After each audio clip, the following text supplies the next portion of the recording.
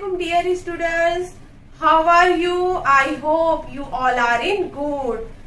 Okay, welcome back to our new session and today's lesson name is Grandpa Tell Us a Story. Grandpa Tell a Story. Everyone like story, yes. But we start our new lesson. We should remind our past lesson. हमारा पिछला lesson कौन सा था प्यारे बच्चों? Yes, anyone?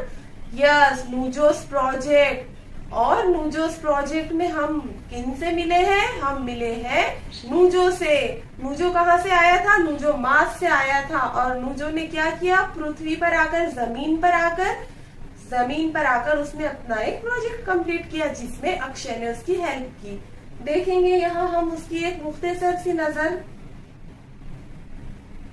उसने यहाँ पर ह्यूमन बॉडी पार्ट्स के नेम जाने, प्लांट्स के पार्ट्स जाने, एनिमल्स के बॉडी पार्ट्स नेम जाने, है ना. तो ये था नूजो का प्रोजेक्ट. इसी तरह बच्चों आज हम सुनने वाले हैं एक बहुत ही अच्छी स्टोरी और उस स्टोरी को सुनाने जा रहे हैं हमारे ग्रैंडपा.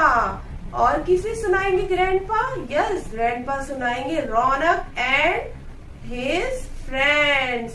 तो चलिए सुनते हैं ग्रैंडपा टेल अ स्टोरी.